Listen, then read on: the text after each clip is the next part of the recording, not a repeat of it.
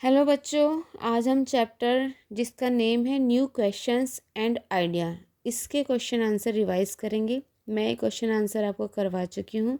जिस बच्चे ने अभी तक नहीं किए हैं वो इन क्वेश्चन आंसर को कर ले और साथ ही साथ इनको याद भी करें।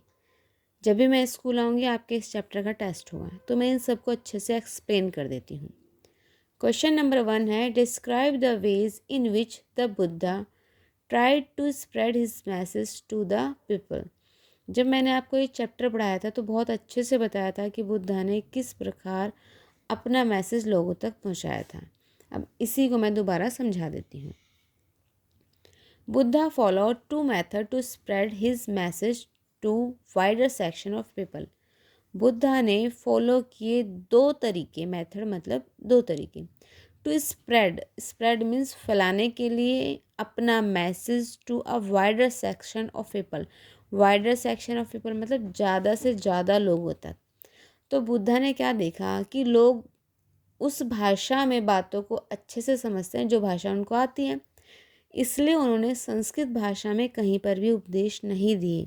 उन्होंने अपने जितने भी उपदेश दिए उस टाइम जो लोगों की भाषा थी प्राकृत, तो उस भाषा में लोगों को उपदेश दिए, लोगों को समझ आया और लोग उनकी बात मानने लगे। इसी को अब मैं आगे एक्सप्लेन करती हूँ। ही यूज्ड यानी बुद्धा ने यूज़ की प्राकृत प्राकृत भाषा टू स्प्रेड हिज मैसेज, अपना मैसेज फैलाने के लिए। Since Prakrit was the language of the common people, since मतलब क्योंकि प्राकृत भाषा लैंग्वेज थी कॉमन पीपल की, हैंस इसलिए it helped in making a better connect with the masses। तो इसने बुद्धा की हेल्प की, बुद्धा के को कनेक्ट करने में ज़्यादा से ज़्यादा लोगों के साथ, masses मतलब ज़्यादा से ज़्यादा भीड़ के साथ। Buddha also encourage people to think proactively. साथ ही साथ बुद्धा ने लोगों को एनकरेज किया कि वो थिंकिंग यानी सोचें प्रोएक्टिवली, अपने आप भी अपने दिमाग का इस्तेमाल करते हुए बातों को सोचें, instead of blindly following him, ना कि ब्लाइंडली अंधे होकर बस बुद्ध को फॉलो करते चले जाएं। वो खुद भी सोचें कि बुद्ध जो भी बात कह रहे हैं वो सही है या नहीं। अगर उनको सही लगती है तो बुद्ध को फॉलो करें, नहीं तो नहीं फॉलो करें। This help people to understand everything in a better way. ये जो चीज़ें मैंने अभी बताई, बुद्धा ने जो तरीके अपनाए, इन तरीक़ों ने हेल्प की लोगों की to understand everything in a better way, कि वो सब चीज़ों को एक बहुत अच्छे तरीके से समझ सकें। आई होप आपको ये क्वेश्चन क्लियर हो गया होगा और पेपर में बहुत ज़्यादा चांसेस हैं इस क्वेश्चन के आने के। सभी बच्चे इस क्वेश्चन को समझेंगे, याद करेंगे, उसके बाद 2 या 3 बार लिख के देखेंगे। उसके बाद मानेंगे कि हाँ हमें अच्छे से याद हो गया, और अभी से याद करना शुरू करोगे तभी एग्ज़ाम में लिख पाओगे। नेक्स्ट ट्रू फॉल्स है। Question number 2, right weather true और फॉल्स। बताओ जो नीचे लिखी गई बातें हैं ये सच हैं या झूठ हैं। तो पहली बात है, the Buddha encourage animal sacrifices. Animal sacrifices मतलब जब लोगों की बलि दे दिया, लोगों की नहीं, पशुओं की जो बलि दिया करते थे। तो पहली लाइन कहती है क्या बुद्धा ने लोगों को एनकरेज किया, लोगों से कहा, लोगों को प्रोत्साहित किया कि आप ज़्यादा से ज़्यादा पशुओं की बलि दिया करो? तो नहीं, बुद्धा इसके बिल्कुल खिलाफ थे, वो पशु बलि को प्रमोट नहीं करते थे। तो आपका पहला हो जाएगा false. Second, Sarnath is important because it was the place where the Buddha taught for the first time. देखो बुद्धा को जब ज्ञान प्राप्त हुआ तो बुद्धा ने सारनाथ नाम की जगह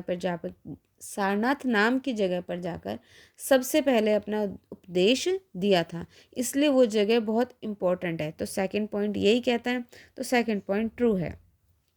third point, the Buddha taught that karma has no effect on our lives. Buddha ने सिखाया था कि कर्मा हमारी लाइफ पे कोई असर नहीं डालते हैं, तो ये फॉल्स है। बुद्धा का कहना था कि हमें जीवन में वही प्राप्त होता है जैसे हमारे कर्म होते हैं, तो कर्म हमारी लाइफ को पूरी तरह से इफेक्ट करते हैं। Number 4, the Buddha attained enlightenment at Bodh Gaya. Buddha ने ज्ञान की प्राप्ति बोध गया नामक स्थान पे की थी। यानी फोर्थ ये कह रहा है कि महात्मा बुद्ध जब अपना घर छोड़कर गए थे उसके बाद वो ज्ञान के लिए इधर उधर भटक रहे थे, तो उन्हें ज्ञान प्राप्त कहाँ हुआ था? तो बोध गया नामक स्थान पर ही उन्हें ज्ञान प्राप्त हुआ था। तो पॉइंट नंबर 4 बिल्कुल सही है।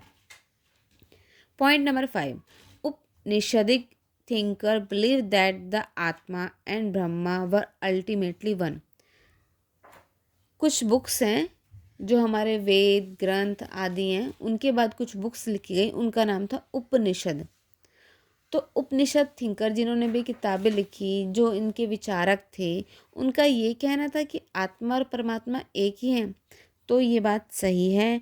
उपनिषद थिंकर यही बिलीव करते थे कि आत्मा और परमात्मा दोनों एक ही हैं। तो ये ट्रू फॉल्स भी आपके हो गए। अब हम थोड़ा उपनिषद थिंकर्स के बारे में जान लेते हैं कि Upanishad thinkers, what were the questions that Upanishad thinker wanted to answer. ऐसे कौन से क्वेश्चन थे जिनका उत्तर उपनिषद थिंकर ढूंढ रहे थे या देना चाहते थे। The Upanishad thinker wanted to answer the following question. वो इन क्वेश्चन का आंसर देना चाहते थे। पहला, what is the true meaning of life. वो यही ढूंढ रहे थे कि हमारे जीवन का सच्चा अर्थ क्या है। Next, what happen in the after life. और जब हमारी मृत्यु हो जाती है तो उसके बाद क्या होता है। यही दो मेन क्वेश्चन थे जिनको लेकर उपनिषदों में बात की गई है। Question number 4, what were the main teaching of Mahavir. अभी महात्मा बुद्ध के बारे में हमने पढ़ा, एक दूसरे थे महावीर। तो महावीर की मेन टीचिंग्स या मेन शिक्षाएं क्या थी, वो किस बारे में बात करते थे। तो following are the main teachings of the Mahavira. तो महावीर की मेन टीचिंग इस प्रकार है। People who wish to know the truth must leave the home. उनका कहना था कि जो भी व्यक्ति सच की खोज में है, सच को जानना चाहता है, उसे अपना घर त्याग देना चाहिए। और सेकंड पॉइंट वो कहते थे, the truth Sikar must follow the rule of अहिंसा। कि जो ट्रुथ सीकर हैं, सच को ढूंढने वाले लोग हैं, उन्हें फॉलो करने चाहिए अहिंसा के रूल। अभी अहिंसा क्या थी। द रूल ऑफ अहिंसा, अहिंसा का मतलब था कि नॉट हर्टिंग और किलिंग एनी लिविंग बीइंग। कोई भी जीवित वस्तु है, जीवित व्यक्ति है, उसको ना तो हर्ट करो ना ही उसको मारो। Life is dear to all living beings. सभी लिविंग बींग्स के लिए लाइफ बहुत इम्पोर्टेंट और बहुत कीमती है।